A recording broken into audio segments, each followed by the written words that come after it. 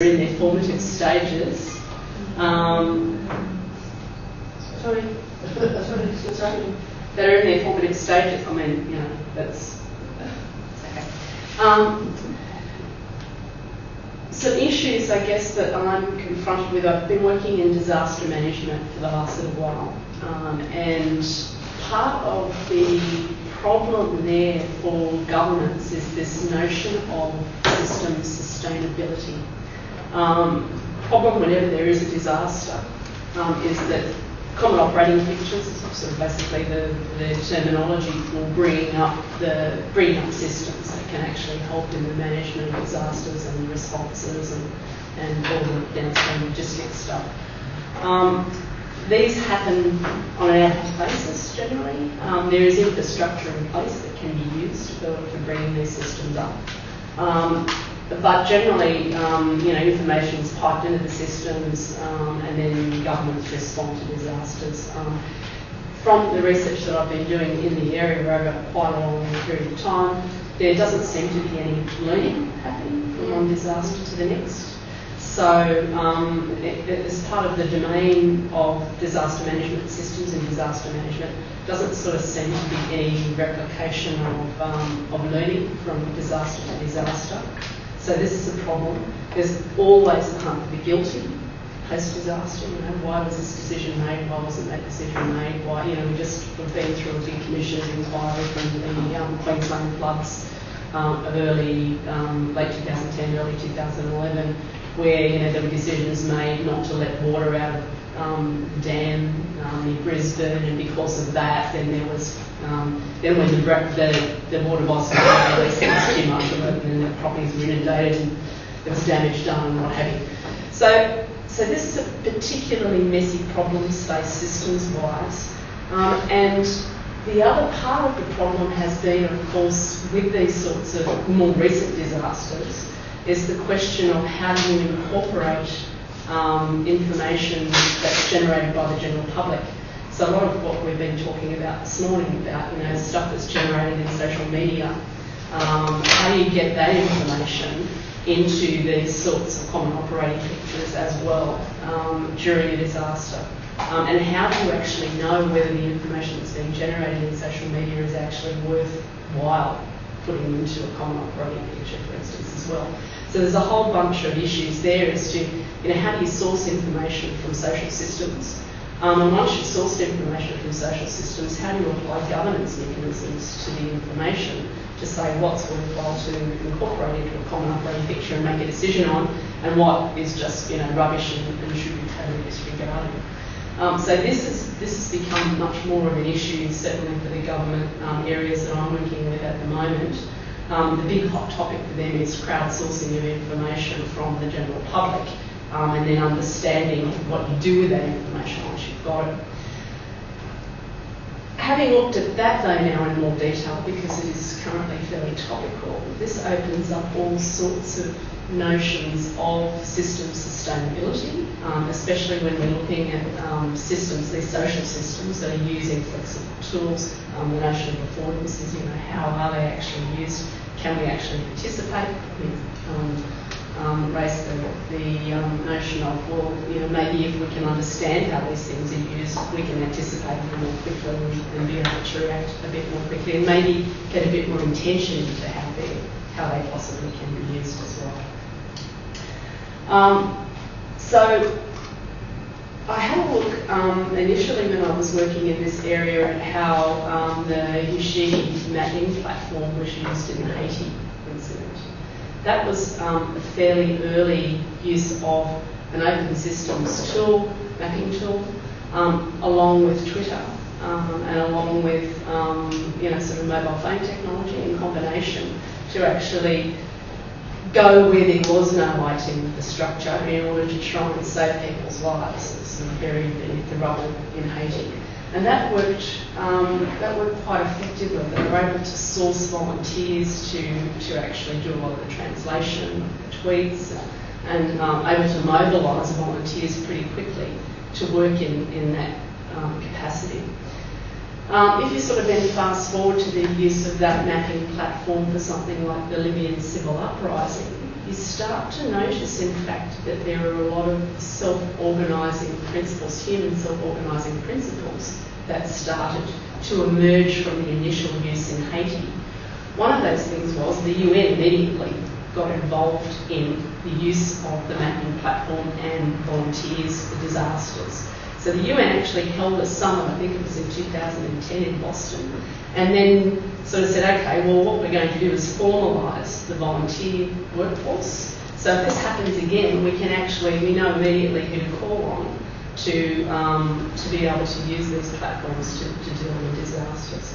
And a whole bunch of other things sort of happened as well. So immediately after Haiti, there was this notion of self-organisation. People, regardless whether or not we wanted it to happen or not, people started to organise, governments started to organise, the UN started to organise.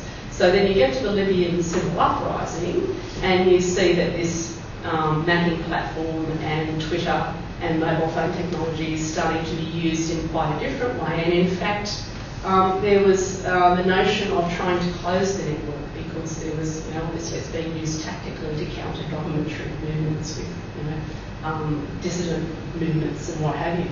So there's even this notion of trying to close what is ostensibly is an open platform, make it much more closed and make it only available to a few people rather than to everybody. So this is sort of what's occurred to me in terms of system sustainability is really we've reached a point now where we've got, as information systems designers, we've got this whole group of systems which are intentionally designed, which use the tools, the techniques, the frameworks of systems design, delivery, and what have you, that we're all used to. And then conversely, we've got this whole notion of tools and social systems and systems design and systems emergence in this social space. And in disaster management, and not just in disaster management, but I dare say in other sorts of system scenarios as well, you've got where the two meet, and there has to be some sort of, development. We have to, I think we're obligated as information systems academics and professionals to actually try and deal with where these two things meet and how we actually view systems design overall, because I think that landscape's changing, and I think the notion of systems sustainability now is a much more broader concept and actually involves these social systems and where they meet the more formally developed systems. So that's really why I'm here today, is to just sort of maybe open that up for a bit of talk in terms of what I'm facing in disaster management.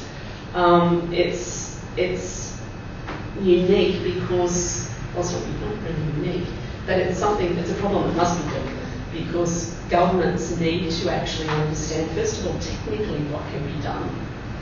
They then need to understand, well, are the current information governance mechanisms adequate? Because the way that government use information and its authenticity in order to make decisions can be quite different from the way that the general public and these emerging social systems view the notion of information and how it can be used. And then both of those things then tie into this notion of long-term system sustainability. How do you actually learn from how this information, how these systems are used, and how do you reuse them? Is there some notion, should we start to think about what are the properties of self-organisation? How do people self-organise? I mean, there's a lot of work being done in that area, right, by sociologists, by psychologists, these are principles, and there's a body of knowledge that we can quite quickly grasp to say, well, under these sorts of circumstances, this is the way that people will be inclined to organise themselves. This is an issue. Nobody should have been surprised, for instance, in the London riots, that the bad guys would pick a network that they could close off in order to propagate information to other bad guys, to loot, where to go to loot and what have you. It should not have been surprising that they would have picked a network that they could lock other people out of, hence using sort of a drug-free network to do that. And yet, everybody went, oh, what a big surprise. We can't get a hold of what they're doing because they've managed to go under the cover of a proprietary network that they're all signed up to, running around with blacklists. which was, I felt that to be quite odd, a whole bunch of bad guys running around with blackberries. But, you know, why are we surprised? So, yeah, so really that's what I wanted to say. That's why I'm here, interested to sort of hear your views. And I think probably from a few comments that other people have made, that the whole notion of self-organisation too is all caught up in that single with double with learning notion as well. So you use something, you learn from it, you then take those learnings on board, you then tactically you may shift the way that you do that again, you then react to how other people are reacting and so on and so forth. So I think there's a whole body of information and knowledge that we can draw on, both for my problem, but I think also more generally for, how do people, with organising for, trying to get green outcomes and things like that. I don't think we should be too surprised at human behaviour, I think this is what I'm saying. And there are principles of human behaviour that are well known. So thank you.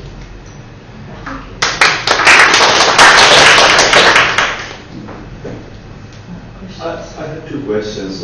One is you mentioned about the self-organizing structures.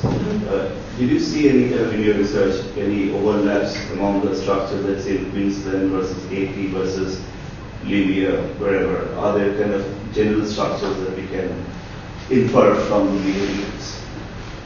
I just see from all of these things, the thing that strikes me as being the most salient out of looking at Haiti, looking at Libyan civil uprising, looking at women's rights, looking at the floods, all of these things, that there's this notion here we have something, and it permeates actually a lot of the internet. When you think about why the internet came into being, why open systems came into being, was to be able to allow people to connect and freely communicate, right? And, the initial development was really for the US Department of Defence to ensure communications in case networks were knocked out. But ultimately it was built as an open architecture and open platform. As soon as it started to become commercialised, of course, everybody wants to close it off.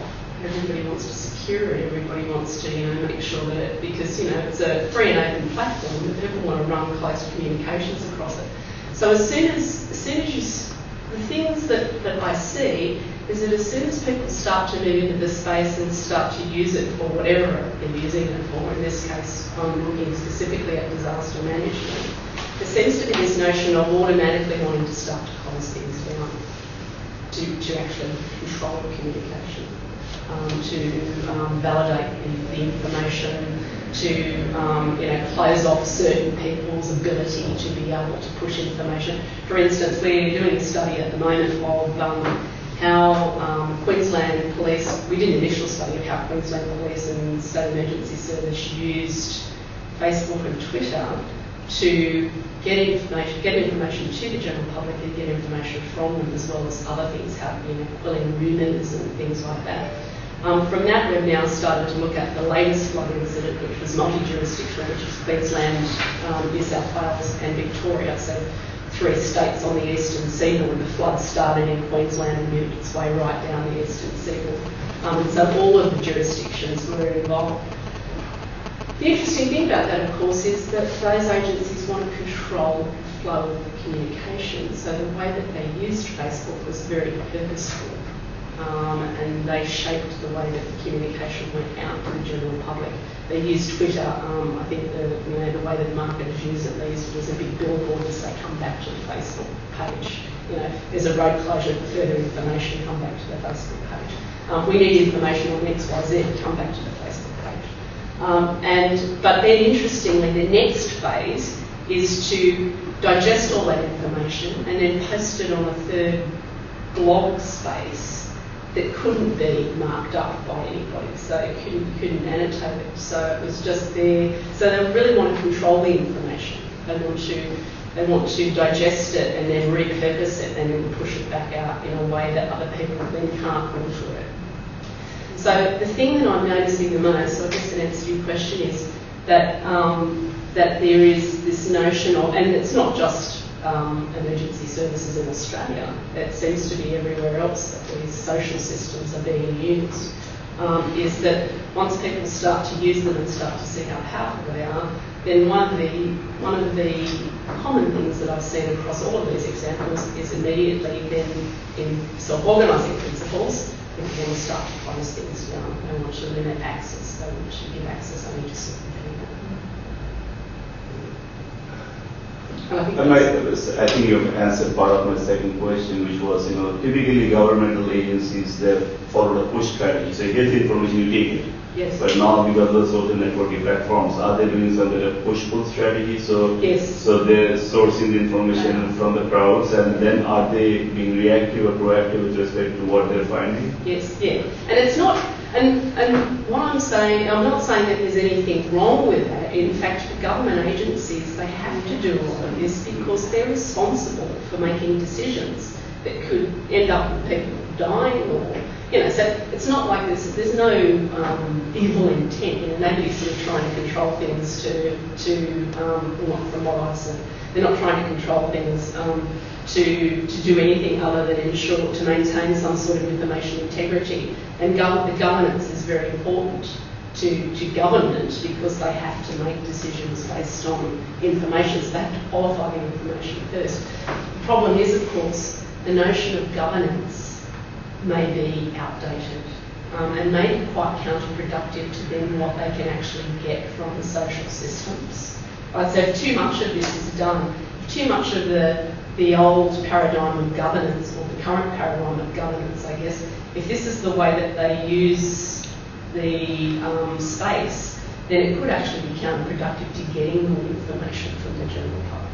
So it opens up a whole raft of other questions. Like, is there something we can do in self-organising terms that can actually facilitate better information rather than trying to force it into current views of governance? Sorry.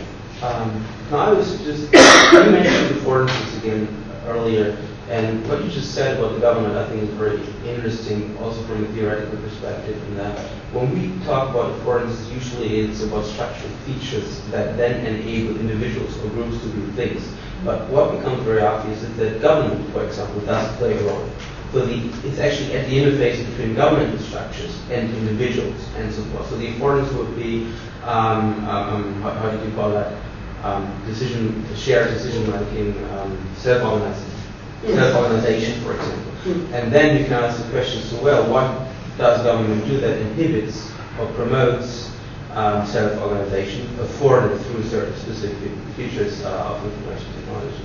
So I guess it's very Well, I think where we can be of help, I guess, as scholars, is to help government understand what's the best strategy to employ to get more out of the media, rather than currently just using what they currently know to try and get what they can out of the media. But I think we really have to look at the issue of real-time information verification, how resource intensive that is, and how difficult it is in terms of time. I mean, you can get 1,000 tweets in. It will take you a day to verify them. In the meantime, like the fire is going or the flood is going. So this is really a big problem. I know that the media is running into it too, because if they start using Twitter as a news source, then they get embarrassed because that turns out to be incorrect too. So they sort of have the same issue in terms of having valid information, but it's so time intensive compared to the torrent of information coming in. So it probably also depends on the level you're looking at, isn't it? Like, I mean, generally speaking, how do I manage a whole disaster situation? I don't know much about the entire topic, but I heard stories from people in Brisbane, for example, who got tweets and those things when the flood came in, and that actually helped them at the individual level. And then in turn, of course, that impacts on solving the entire situation as such, and then you're not overflowed with information.